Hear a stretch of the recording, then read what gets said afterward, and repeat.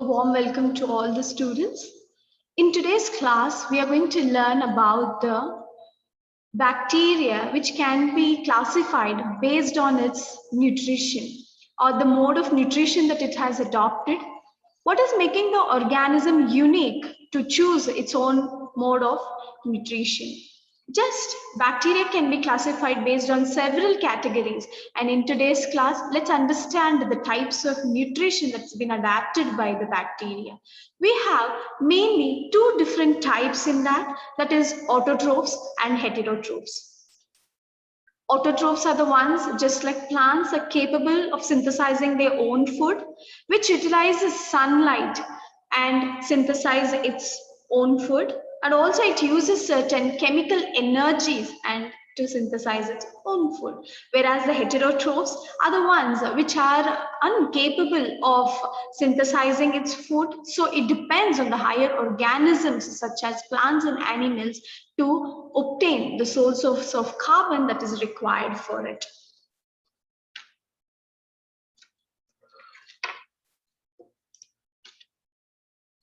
The best example for autotrophs could be cyanobacteria, where they utilize carbon dioxide as the sole source of carbon, and the heterotrophs are the ones which are used to take up the required oxygen source from the external higher organisms such as plants and animals.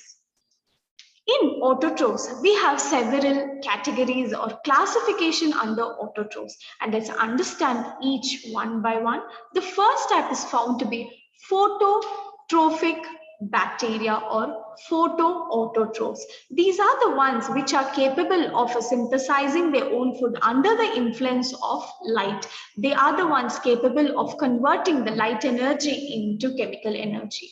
The autotrophic bacteria could be oxygenic or non-oxygenic in nature, where they are performing a specialized metabolism called as photosynthesis under the influence of light, which could be in the presence of oxygen or in the absence of oxygen. Based on that, we have categorized them as oxygenic photosynthesis and non-oxygenic photosynthetic bacteria.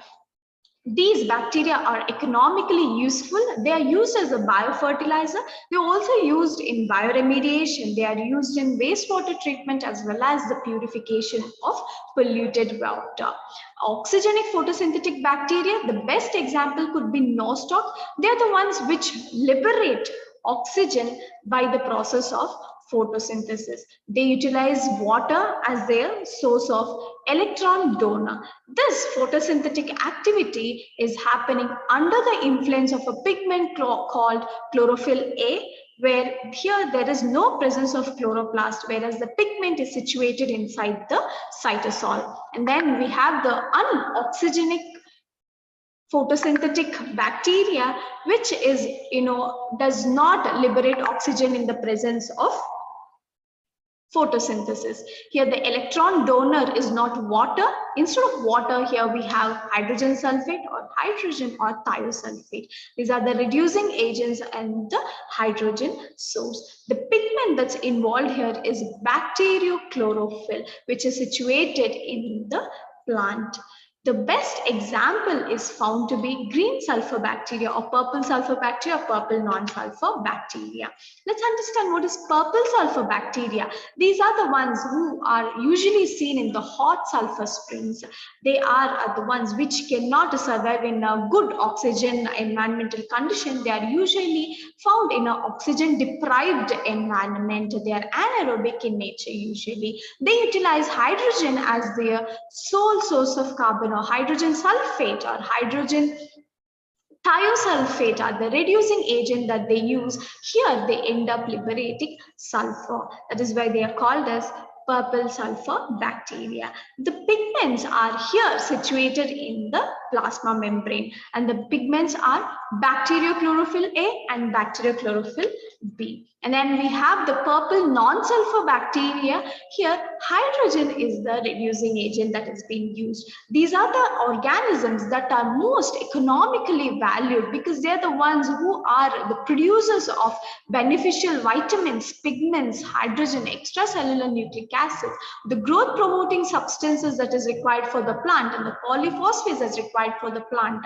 They end up increasing the biomass quality of the plant. They also increase the plant yield. They promote a resistance to the environmental stress to the plant. And then we have the green sulfur bacteria. This is an obligate anaerobe or a strict anaerobe, which is usually non-motile in nature, found deep inside the ocean beds in a very extremely low light. And when an oxygen deprived environment, here sulfides, hydrogen or ferrous ions are the electron donors. Moving on to chemotrophs, here we have them who are, totally dependent on certain chemicals to synthesize their own food. Based on the dependency or based on the carbon source they choose, they are going to be named uniquely. The carbon source could be carbon dioxide or hydrogen sulfide or methane. Based on this bacteria choosing its own carbon source, they are named such as sulfur bacteria, hydrogen bacteria, iron bacteria, nitrogen bacteria, or methane bacteria, or the methanotrophs. They are the ones who are greatly involved in the biogeocycle, such as nitrogen cycle or phosphorus cycle or sulfur cycle. The best example for sulfur bacteria could be Sulfolobus. They're the ones which can oxidize hydrogen sulfate or thiosulfates and convert them into simpler sulfate or sulfur molecules.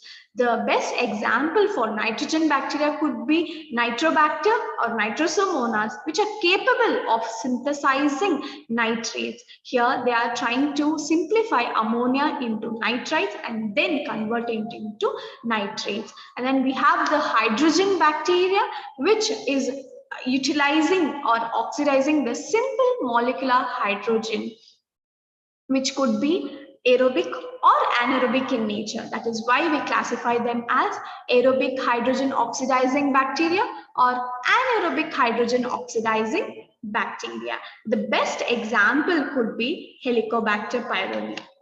Then we have the methanotrophs of the methane bacteria.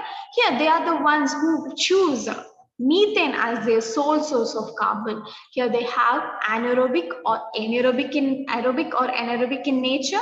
They're the ones capable of oxidizing methane to formaldehyde. Anaerobic methanotrophs will utilize the compounds as an electron acceptor. Here we have the best example is methylomonas. Moving on to heterotrophic bacteria, here we have them completely dependent on the higher organism for their nutrition. They could be aerobic or anaerobic in nature.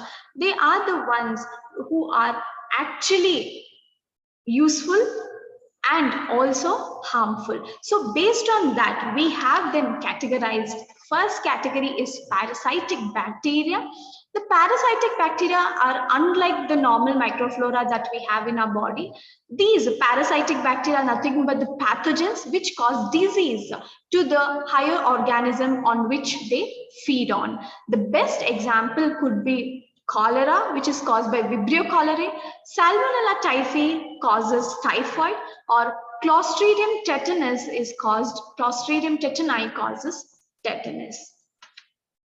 So here we have symbiotic bacteria, which are the good bacteria, the beneficial bacteria, which has created a symbiotic association with the higher organisms that it feeds on. The best example could be Rhizobium, which helps in fixing nitrogen. The rigid triple bond between the nitrogen atoms has been broken and it has been converted to simple nitrites and nitrate molecule, making it available for the plants to utilize these free nitrogen from the soil, and whereas the root exudates from the same plant is utilized by this bacteria to have a equal symbiotic association. And the gut bacteria in the humans plays an important role in producing certain vitamins that is required for the human body. So these are the best two examples that is given for symbiotic bacteria. And then lastly we have the saprophytic bacteria, which are nothing but the decomposers. They are the ones who feed on dead decaying matter. As we all know, these dead decaying matters are going to be really rich in its organic compound. So this organic compound is taken up by the saprophytes, and they tend to decompose it. They are also involved in biodegradation. The best example could be Acetobacter. So in today's class, we have learned about the heterotrophic bacteria, which is further classified as parasitic, symbiotic, and saprophytic. And then we have understood the autotrophs, which are further divided as photoautotrophs and chemoautotrophs. Under phototrophic bacteria, we have oxygenic photosynthetic bacteria, unoxygenic photosynthetic bacteria, purple sulfur bacteria, purple non-sulfur bacteria, and green sulfur bacteria. Under chemoautotrophic bacteria, we have sulfur bacteria, nitrogen bacteria, hydrogen bacteria, and methanotrophs. So I hope you all have understood. So, thank you so much.